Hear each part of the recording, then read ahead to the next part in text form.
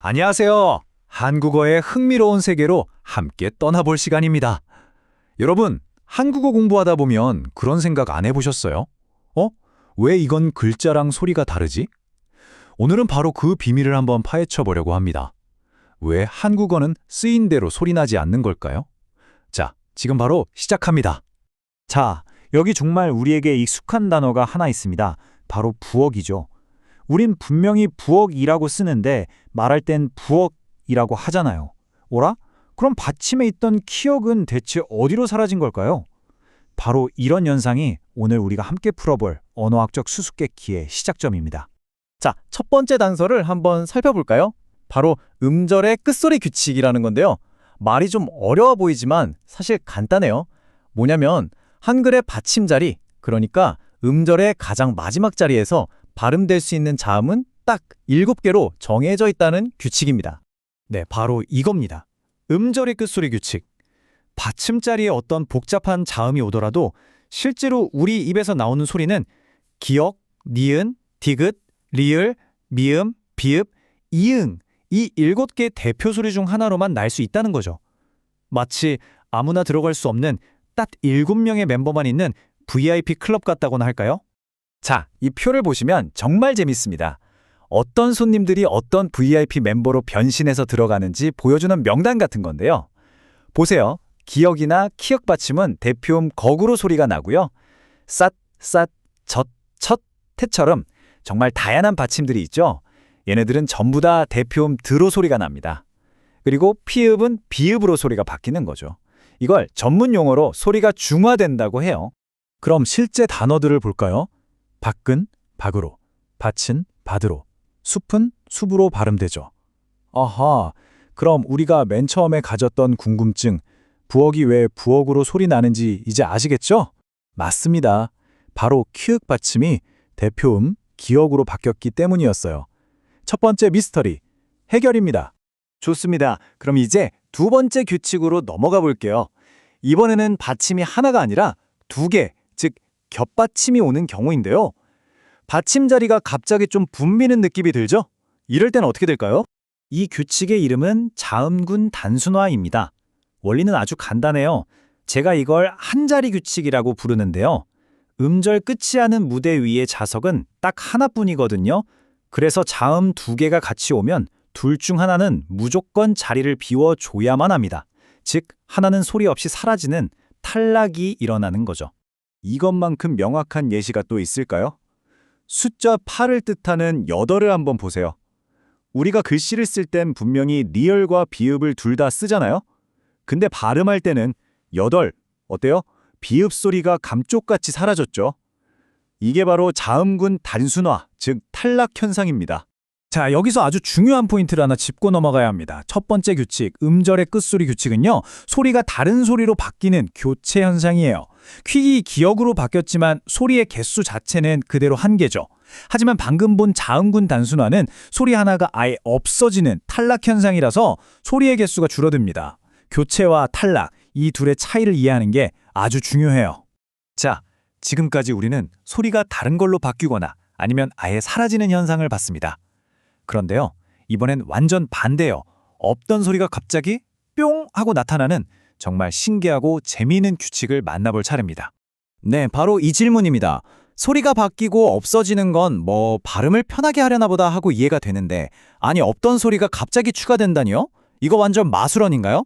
대체 어떻게 이게 가능한 걸까요? 이 마술 같은 현상의 이름은 바로 니은 첨가입니다. 아무 때나 일어나는 건 아니고요. 아주 특별한 조건이 충족되어야 해요. 두 단어가 합쳐져서 하나의 단어, 그러니까 합성어가 될 때, 그리고 앞 단어는 자음으로 끝나고 뒤에 오는 단어는 이, 야, 여, 요, 유처럼 이 계열 소리로 시작할 때 바로 그 둘 사이에 니은 소리가 쓱 하고 끼어드는 현상입니다. 자, 이 과정이 정말 명확하게 보이죠? 소미랑 이불이 만나서 소미불이라는 한 단어가 됐습니다. 조건을 한번 확인해 볼까요? 앞말 솜은 자음 미음으로 끝나죠. 뒷말 이불은 모음 이로 시작하네요. 와, 조건이 완벽하게 들어맞네요. 그래서 결과적으로 발음은 솜니불이 되고 없던 니은 소리가 깜짝 등장하게 되는 겁니다. 신기하죠? 이 니은첨가 규칙 생각보다 우리 주변에서 정말 흔하게 일어나고 있어요. 예를 들어 맨입은 맨입으로, 한여름은 한여름으로, 식용유는 식용유로 발음되죠. 전부 다 이 니은첨가라는 마술이 적용된 결과물입니다. 자, 지금까지 아주 중요한 3가지 규칙을 배워봤습니다. 이제 우리가 배운 지식을 무기 삼아서 실제 텍스트 속에서 이 발음 규칙들을 직접 찾아보는 진짜 탐정놀이를 시작해볼 시간입니다. 다들 준비되셨나요? 오늘의 사건 파일입니다. 바닷숲에 대한 짧은 글인데요.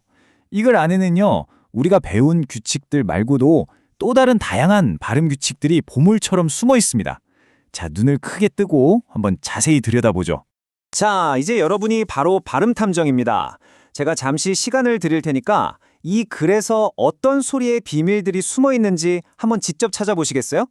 첫 번째 단서 찾으셨나요? 바로 알을 낳고 할 때 낳고입니다. 발음이 낳고가 되거든요. 히읗은 어디 가고 기억이 갑자기 크로 변신했죠? 이건 거센 소리 되기라는 또 다른 아주 재미있는 규칙 때문이에요. 받침 히읗이랑 뒤에 오는 기억이 만나서 둘이 합체해서 아예 하나의 새로운 소리, 더 거센 소리인 크로 업그레이드되는 현상입니다. 이것도 소리가 다른 소리로 바뀌는 거니까 넓게 보면 교체의 한 종류라고 할 수 있겠네요. 두 번째 발견은 산란기입니다. 글자는 산란기인데 발음은 산란기가 되죠. 받침 니은이 뒤에 오는 리을을 만나니까 자기도 그 부드러운 리을 소리를 따라서 스르륵 바뀌어버리는 현상이에요.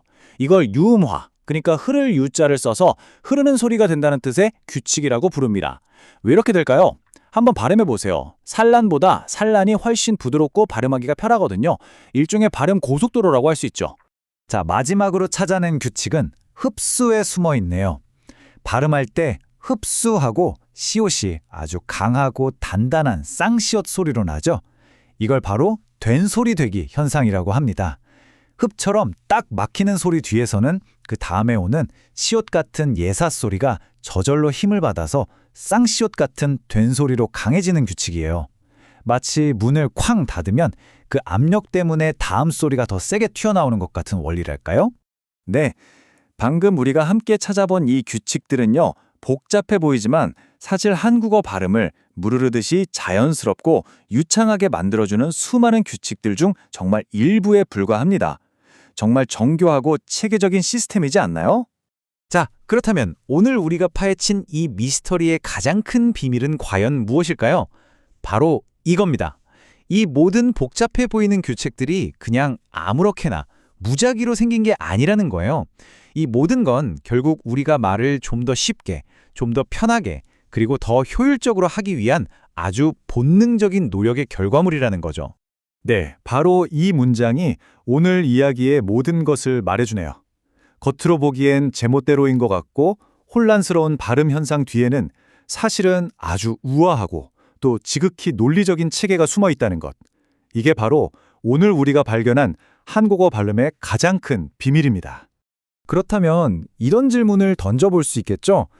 우리가 매일 아무 생각 없이 사용하는 단어들 속에는 우리가 아직 발견하지 못한 또 어떤 숨겨진 규칙들이 우리의 혀와 입을 조종하고 있을까요? 한번 주변의 단어들을 살펴보면서 새로운 규칙을 찾아보는 것도 정말 재미있지 않을까요? 오늘 이야기는 여기까지입니다.